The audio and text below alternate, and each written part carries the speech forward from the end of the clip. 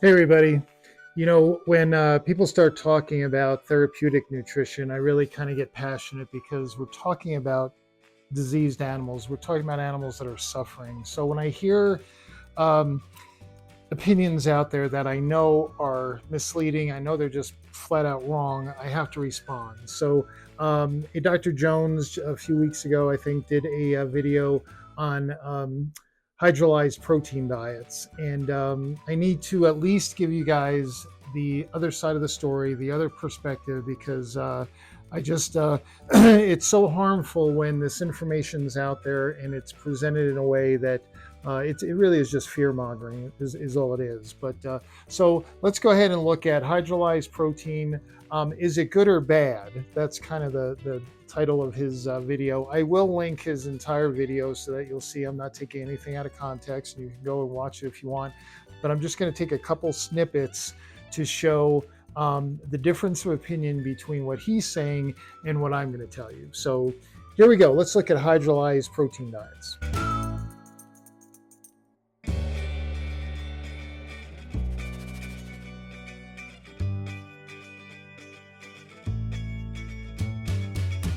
So Dr. Jones has picked Royal Canin's HP diet, their hydrolyzed protein diet, to pick on. And it's interesting, just a little bit of background with me. When I was a Hills Veterinary rep, of course, we had derm diets, and so did Royal Canin. And they had this HP diet, but it was basically a puppy/adult diet. And you guys know, I'm the nutrient guy, right? If you have a food that's good enough for puppies or high enough in nutritional value for a puppy, you sure don't want to be feeding that to an adult. So that was my big argument to the doctors as to why you should be using ZD from Hills instead of HP. But then HP or Royal Canin went ahead and they made it HP adult. So then they had HP puppy and HP adult. So uh, that sales perspective on my behalf kind of went away. I will tell you, I have seen that die. It was probably my biggest competitor in the veterinary clinics, and it did wonders. It was an excellent diet and did wonders. But here comes Dr. Jones, this holistic former veterinarian, and he's just going to lay into it that and I love the way he starts the video. Well, the premise is the principle is that if you take the protein and you break the protein down smaller, maybe the dog won't react to it. And in other words, like, it's a premise. It sounds like a good principle in theory. As if, oh yeah, it's just an idea that's never been tested. Oh my goodness, like I said, my biggest competitor was this particular diet that he is critiquing, and I can tell you that it worked great. It worked just as well as ZD, depending on the case, depending on the dog or the cat. Um, but it's not just a premise. It's not just an idea. And hydrolyzed protein is not something that Royal Canin and Hills came up with. Back in the 70s, we were doing it with baby formula, hydrolyzed protein, breaking it down smaller, call it pre-digested. The whole idea of a hypoallergenic approach is you're making the protein molecules so small, the Dalton size so small, the molecular size, whatever you want to call it, that the immune system doesn't respond. The Ig receptors can't, from the mast cells, can't respond. And it's proven. I mean, again, I always harp on this. For 34 years, I was in vet clinics day in and day out educating veterinarians on these diets. They were using these diets. They learned these diets from conferences, from other places too. I was kind of just the support guy. And we saw the results every day. I saw the results with this Royal Canin HP. I saw the results with ZD. But he's just making it sound like it's just this idea. Then he goes on to say that, well, the problem with hydrolyzed protein diets is that they cause diarrhea and vomiting and GI issues. Well, that's kind of interesting because in many times, like even with IBD and other issues, allergy issues, that's the stuff that it manages, not it doesn't cause it. So I guess in his holistic world, he's had a few dogs that didn't respond well to it. Welcome to the club. That's true with any diet. But he's going to go ahead and put this doubt that, well, yeah, this has terrible side effects, this hydrolyzed protein, as if this hydrolyzed protein is just some kind of scary, unnatural thing that you shouldn't do. Well, I'll agree with the doc or former doc. It is not natural. It's very unnatural, but so is baby formula. So is many of the things that we have to benefit our pets and our children. So that's kind of funny. But now I want you to see, he's going to say something, and I want to stick it in here because we always talk about this. Are you a nutritionist or are you an ingredientist? Listen to what he has to say about this diet. It's got a really questionable nutritional value. When you look at the first five ingredients, you'll know exactly why. Holy cow. There you go. The first five ingredients. That's an ingredientist. Okay. He learned that. He didn't learn that from a nutritionist. He didn't learn that from the scientific community. He learned that from pet food marketers because that's what they use. You'll see them all do it. That's one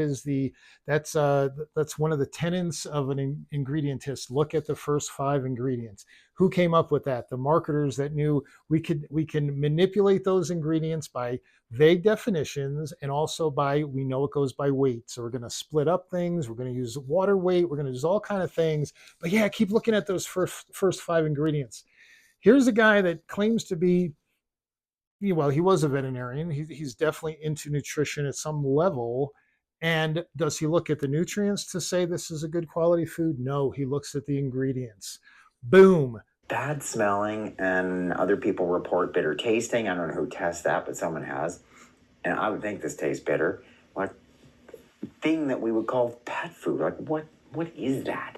What is that? Yeah, what is that? It's kind of interesting. I don't know if you guys noticed, but somehow the bag switched. He had a Royal Canin HP bag, then it switched to the renal for cats, the renal diet that's hydrolyzed. So it's a renal diet plus hydrolyzed as well. Okay, it's a very unique diet.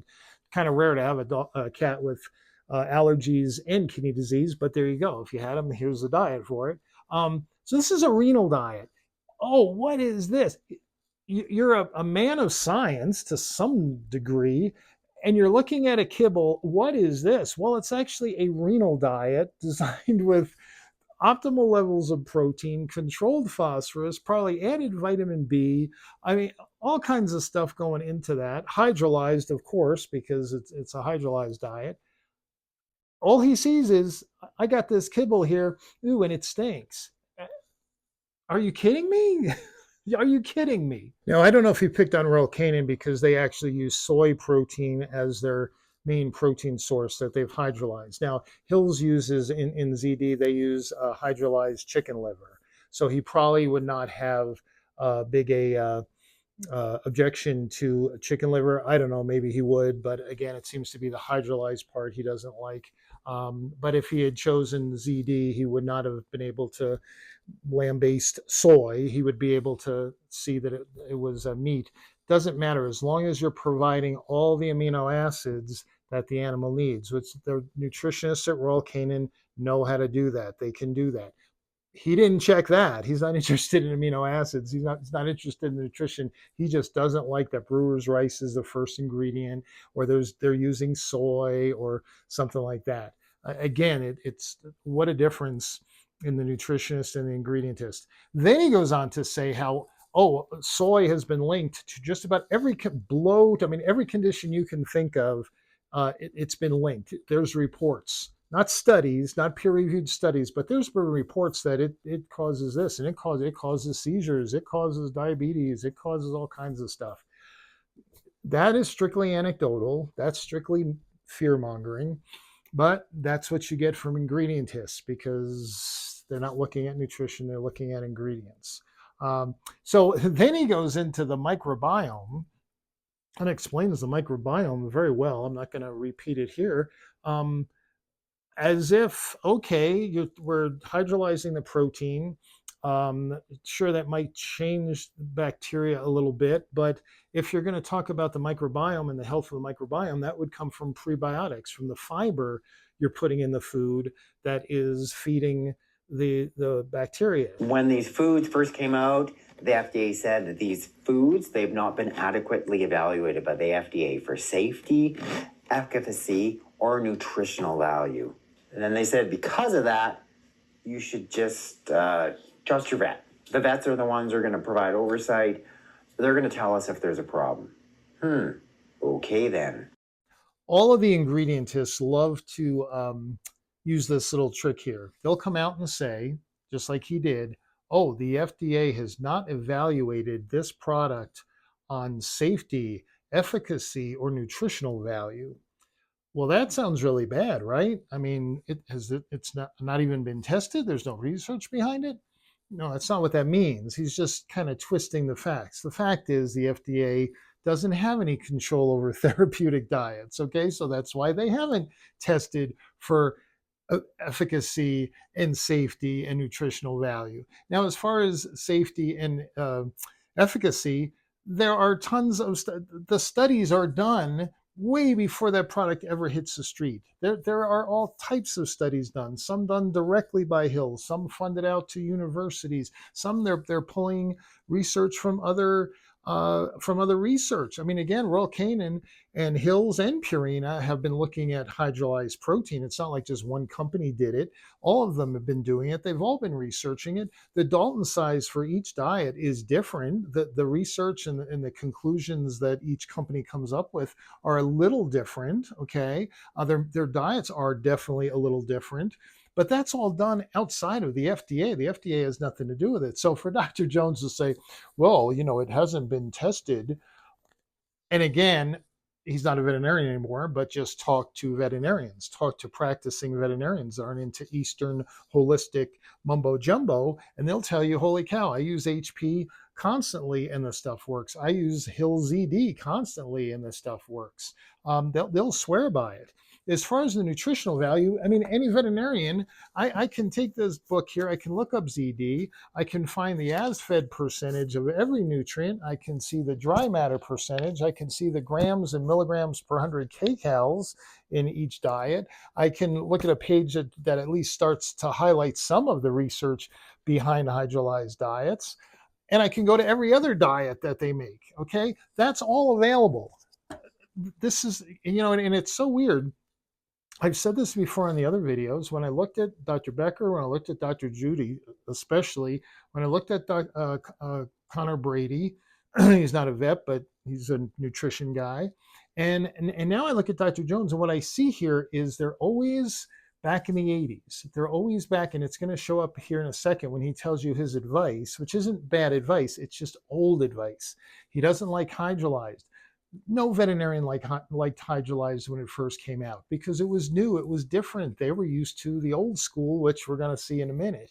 But it's just amazing to me that he twists that FDA thing. It's really kind of sad, and I don't know why these people that have been veterinarians just despise the veterinary community so much. And what does he say? Oh well, the FDA says the veterinarians will provide oversight. They'll tell us if there's a problem. Oh, okay then. He throws that little, oh, okay, like sure, they're all in on it. They're not gonna tell you they're big kibble. I I just don't understand what these people have a problem with board certified nutritionists spending millions of dollars and decades of research and coming up with some of the most incredible diets that have saved so many pets' lives out there. And because they're holistic, they just can't accept it. They cannot accept it. They have to demean it. They have to throw doubt, and it's just what breaks my heart. Look at the thousands of people following this guy. Look at the thousands of people following Dr. Judy and Dr. Becker, just listening to all this stuff, sucking it in, making horrible decisions for their pets, and worse yet, just living with guilt and frustration and anxiety. And I know it. I'm not exaggerating because you guys tell me. So, it just drives me nuts. So anyway, that's his doubt. So now, what's his advice? And this is actually, I'm going to show you why this is old school and would be the second choice, not the first choice. I've always said that if you have a dog that has been diagnosed with atopy, the environmental allergy, first and foremost, do a proper food trial, which means you're feeding a food for 6 to 8 weeks with using a unique protein source, a type of protein your dog has never had. Okay, he just said something there that's so key. And I'm so glad it came from him because I totally agree with him. What did he say? We're going to find a novel ingredient diet. What that means is we have to find a protein source that the dog has never been exposed to, or cat. Did you get that? That they've never been exposed to. So all these people out there in social media that are the so-called nutritionists will tell you, oh yeah, use different protein sources, rotate protein sources all the time, combine protein sources. Yes, do that. And that's going to help prevent an allergy. It's the total opposite. That's just a fact. The derm specialist can tell you that. Any practicing veterinarian that knows anything will tell you that. Even Dr. Jones knows that. Okay. What is he saying? You've got to find a protein source they've never been exposed to. If you're going to go ahead and expose your dog to every protein source out there, guess what? It's going to be really tough to find a novel protein source that they haven't been exposed to. But that's what you have to do. Okay. So that's what he's talking about. I had to stop it there because that's just I hear that all the time. Dr. Ray hears it all the time. She's done a video on allergies, and it's just totally backward. It's totally wrong.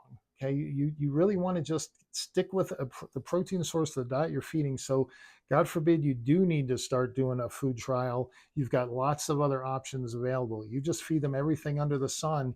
It becomes very difficult, and there's a reason why hydrolyzed is better than novel. But let the doc finish here, and then I'll explain why. Or you have a cat with an allergy, a cat with ongoing vomiting, diarrhea. Once again, you're doing a food trial, but you're feeding a very simple, basic diet with a unique protein. Well, again, a unique protein. The derm experts pretty much are going to tell them 6 to 8 weeks is a little short. That's the problem. When you do a food trial, I tried one once. I lasted 3 weeks and then gave up because you do a food trial, that animal can't have anything but water and that food. Anything else you introduce, you just ruin the chances of figuring out what that allergen is. So again, that this is showing this is the 1980s for Dr. Jones here. I don't know why they all just gave up on nutrition back in the 80s and went their way with this natural approach. But I did a 3-part series on food allergies, and I'll put it in the description. I'll link it so you guys, if you need to, you can check them out. It's 3 different videos, goes through all the different approaches. The problem with the novel ingredient approaches, let's say you go 6 or 8 weeks on venison, let's say. He's never been exposed to venison, and we're into week 8. Most derm experts would say you got to go 10 to 12 weeks. But let's say somehow miraculously you got that cat or dog eating nothing but that diet and water for 8 weeks. Nothing's changed. All the signs and symptoms are still there. Well, there's a couple things. One, maybe it's not a food allergy. Maybe it's environmental. The other is maybe you just chose venison and they're allergic to venison. If you had picked duck, it may have worked. So now we're playing a guessing game, and we've gone through hell for 8 weeks, and we still don't know what's going on here.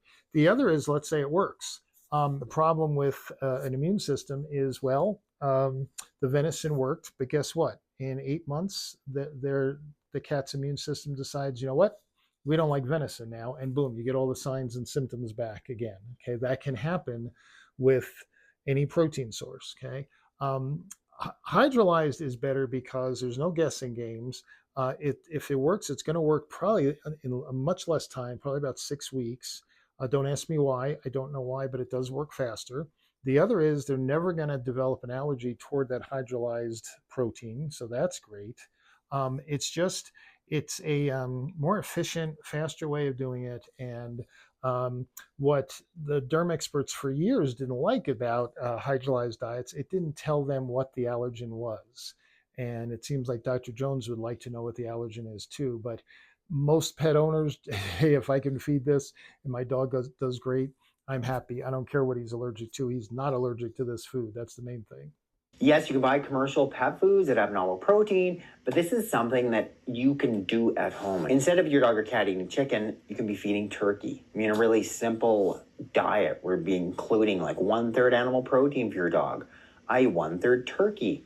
1/3 of a simple, balanced carbohydrate that's less immunoreactive, something like sweet potato, maybe 1/3 of a basic veggie. You're going to add in some type of fat like safflower oil and omega-3 fatty acid. That would be it. I I I guess there's just no regard to the nutrients being delivered by this. Just it's that simple. Just and every pet parent out there is going to kind of deviate a little bit from that and do it their own way. And just as the proponents of home cooking say, or raw as well, 50-60% of people do it wrong and end up with terrible imbalances and deficiencies. Man, what he just prescribed sure sounds like a potential disaster. Yeah, that's all. Just do that. And never mind, he's comparing that approach to a bag of renal hypoallergenic diet. So it was a renal diet. He probably didn't notice it said renal. He was just talking hydrolyzed. So to be fair, we're not really talking renal patients. He just grabbed a bag, I guess. But no regard, again, ingredientists, just feed these ingredients. Yeah, this looks about right. Delivering nutrients, just these ingredients look good. We're fine. But there's a lot of people, myself included, we don't have a lot of time and aren't maybe the best committed homemade recipe people out there for our pets. So yeah, we want to buy something commercial. Still, in that case, I encourage you to start with a novel protein diet, one where you've got a recognizable animal protein, not this stuff, hydrolyzed soy protein. Clearly, this is a poor quality food. So do you see it? To be fair to Dr. Jones, he's old school, 1980s. Novel ingredients is the way to go. At some point, he stopped looking at nutrition science and went off to the holistic world and missed out on hydrolyzed. He missed out on Derm Complete, the only diet that actually addresses both environmental allergies and food allergies. He missed all that because that's part of the big kibble, those nasty people that use terrible ingredients and lie to people and are, big corporations.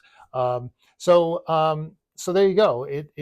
To in his mind, Royal Canin HP is a terrible diet. The last thing he says, I won't put it on here, but he says, but, and again, to be fair to him, if this is the only thing that works, I'd rather have you on this than Apoquil for forever. Yeah, you know what, Doc? If you actually talk to other veterinarians that actually use HP and ZD and Purina HA, guess what you're going to find?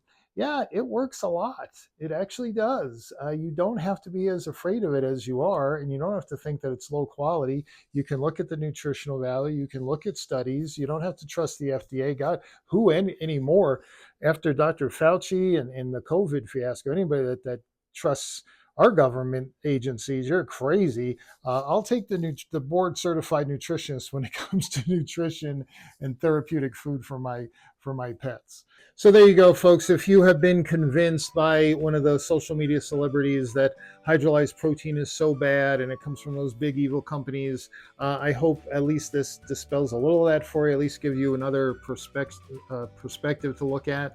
I will link all three of my videos on food allergies so you can see the different options. And again, if your vet recommends a hydrolyzed diet, please trust them. They know what they're talking about. So clearly, hydrolyzed is the way to go. Thanks for listening and catch you on the next video.